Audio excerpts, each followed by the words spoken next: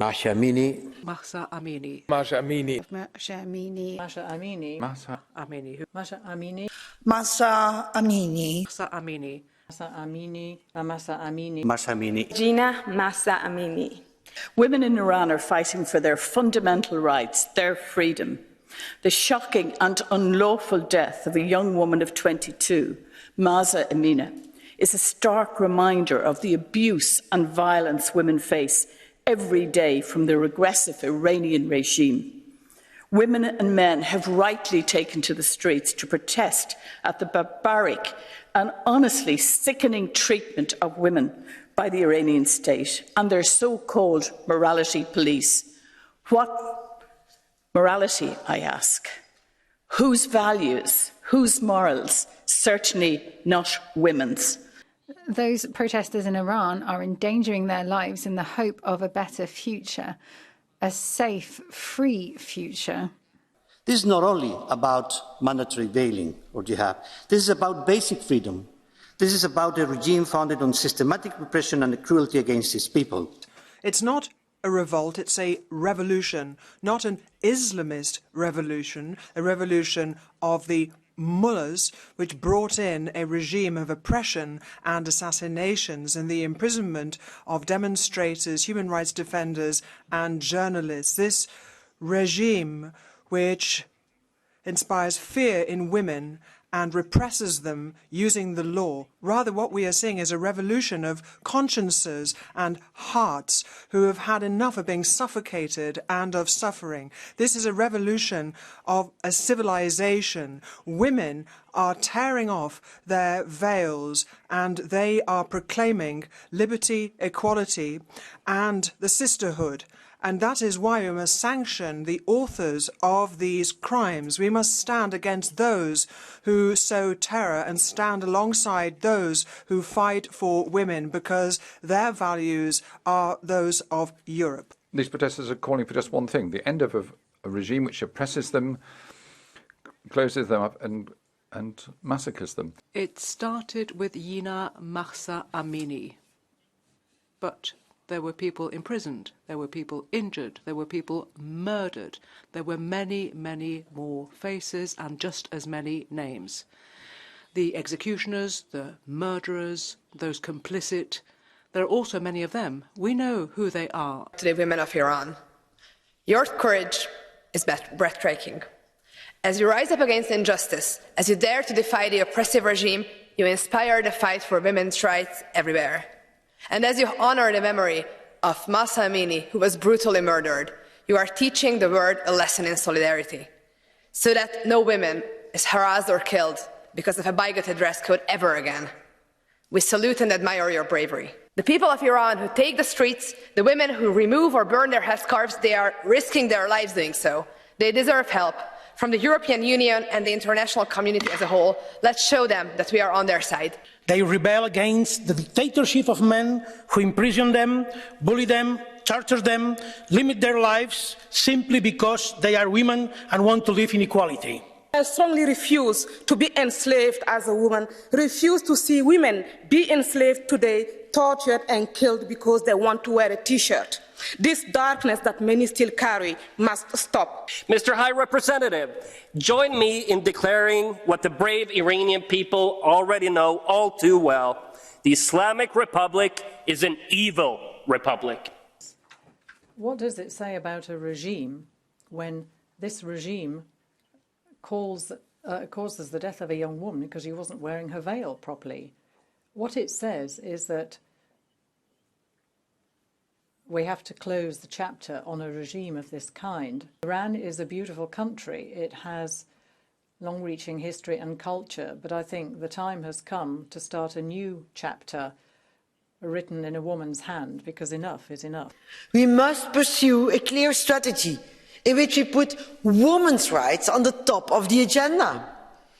As Madeleine Albright once said, there is a special place in hell for women who don't help women. Therefore, Mr. Borrell, if you don't want to go to hell, and I think you don't want to go to hell, I really urge you, provide access to our European universities. support civil society in their fight for women's rights, protect human rights defenders, and target directly the leaders and people who are responsible for these crimes. Let's never give up on women, the life and the liberty in Iran. They need our help. Our support from Europe must be more tangible. We need to broaden sanctions from our side. We must punish them in terms of visas. We must ensure that asylum is provided. We must speak out loudly to strengthen the voice of the protesters in Iran for Zina Mahsa Amini, for women, for life, for freedom. The regime directly responsible for her killing, as well as for violent crackdown, murderous violent crackdown of massive protests that followed this crime, has been led for already a few years by President Raisi, person directly responsible for judicial killings, crime against humanity towards the end of 1980s. Stop impunity for this kind of crimes. High Rep, there is highest time for us to impose as you say, restrictive measures against those who lead this kind of barbarous regimes. The brutal violence with which protests have been repressed. We're talking about hundreds of fatalities, casualties, people being put behind bars by this murderous regime in Iran for too long. And it's as if the faith can come from the force. God is not in beating, but in loving. The question is, what will we do as a democracy to help them? Mr.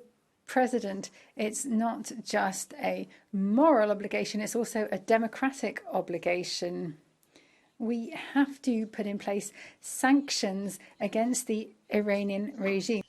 500, 800, 3,000 dead, perhaps more. We know that you, the Pazaran, you're not going to be able to eliminate them to keep your power. Yes, this is a popular uprising. It is a women's uprising that is standing up for women and for freedom. And yes, perhaps you could snuff it out with your arms and your cynicism, but be careful. You will remember, I'm sure, you will remember the masses assembled in the presidential election in 1997 when your people were able to vote for a candidate for changeman. And you'll remember the uprising against the sham re-election of Mahmoud Ahmadinejad in 2009. And you will remember, of course, the demonstrations in 2019, 2020, and you'll remember the 8 million signatures against the execution of political prisoners. You will remember, and you will never forget, that the Iranian anger is only growing against your bloodthirsty incompetence, and you must remember, of course, that your end is nigh. Mahsa Amini. Amini. E chissà quanti altri. And how many others? There are many, of course, that have not even been reported on in the newspapers. And I'm sure that we need to see just how many women will have to die before Europe takes a position against the Islamization of Europe and this regime in place. It is time for Brussels to move away from ambiguity. If we want to stand with these women who are currently combating, who are dying, to fight against this regime and not just use propaganda for the use of headscarves or social methods that would run counter to these women who are so courageous, women who are standing up and saying, women, life, liberty. Brussels, you cannot run counter to the trust of these women who believe that they will be able to live free of this oppression. We must stand up for our European values at this time, because what is currently happening in a country that seems very far away is without a doubt something that could just be a harbinger for the future here. Thank you. High Representative, colleagues, There are moments in the history of man's struggle for liberty when only poetry will do. I recommend to you a song called Barai by Sherwin Hajpur, whose lyrics are put together from messages sent by protesters that describe what this is about. For dancing in the streets, for fear when kissing, for yearning of just normal life, for this polluted air, for tears with no end, for this forced heaven, for pills of nerves and insomnia, for women, life, freedom, for freedom, for freedom. Women, life, liberty. These words have been ringing out across Iran for 18 days now, since Zina Mahsa Amini was killed in the north of Iran. She was young, she was Kurdish, and according to authorities, she was not wearing her hijab correctly. She won't be the last either, because we've had many, many deaths and thousands of arrests over the last 18 days. These women are courageous. They're being joined by men and students and sports stars. We've got Feda Azul from the national football team, an icon who is defying the authorities on behalf of women. And what are we doing, Mr. Borrell? We've got 7 countries calling for additional sanctions, targeted, smart sanctions, and I was delighted to hear you supporting those calls for sanctions. It is absolutely vital that we respond, because we have our freedoms. We should say her name, Mahsa Amini. Colleagues, human dignity, freedom, democracy, values that we claim to hold very dear in the European Union, values that are the basis of the functioning of our societies. And now we see a protest movement in Iran that is fighting for exactly these values, led by brave women, a protest movement that has come together and that can change not only Iran, but the whole region and eventually the whole world, with a force and determination that is unprecedented. People are going to the streets, and they go to the streets knowing full well that they can sacrifice their own life doing this. And they rightfully ask us, what are your words, your declarations, your banners worth if now, in this moment, you are not standing with us? So the EU's response has to be clear. More sanctions, a more determined and louder condemnation of this brutal regime, and amplifying the voices of the people who are protesting and who sacrifice so much in this revolution. As long as this unacceptable regime run by the Ayatollahs is still in power in Iran, Iranian women and all women around the world who are opposed to oppression, let me just say I see you and I hear you and I admire all of you and I am by your side. The death of Mahsa Amini is shocking, but sadly it's not surprising. It's not surprising to the people of Iran, whose basic human rights are routinely trampled on. And it's not surprising to the United States, which is accused by Ayatollah Khamenei of instigating the protests. And it's not surprising to Israel, which Iran wants to wipe off the face of the earth. It's not surprising to the Islamic Revolutionary Guard Corps, which regularly engages in terrorist acts and is now carrying out raids on the protesters. It's not surprising, but it actually is terrifying that all of this comes from a country which is building nuclear weapons. It's even more sad that the European Union's response is currently basically statements and debates instead of actions. So please, High Representative, please, Mr. Borrell, surprise us pleasantly and do something.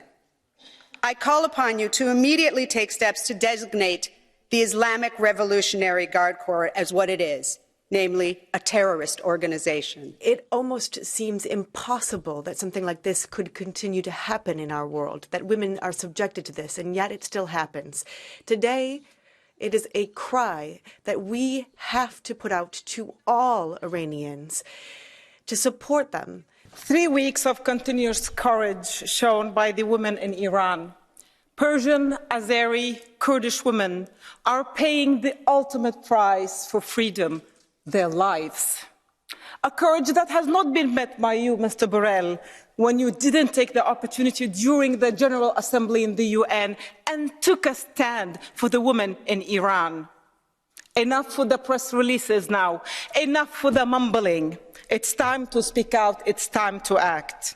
The hands of the regime of the mullahs in Iran is stained with blood. Neither history nor Allah or God Almighty will forgive you for the crimes against humanity that you're committing against your own citizens. We, the peoples and the citizens of the EU, demand the unconditional and immediate stop of all the violence against the women and men in Iran. Until Iran is free, our fury will be bigger than the oppressors. Until the women of Iran are free, we are going to stand with you. Jian, Azadi, women, life, freedom. Zan, Zendegi, Azadi. Zan, Zendegi, Azadi. Woman, life and freedom. Zen, Zendegi, Azadi. Zan, Zendegi, Osodi. Les femmes, la vie, la liberté.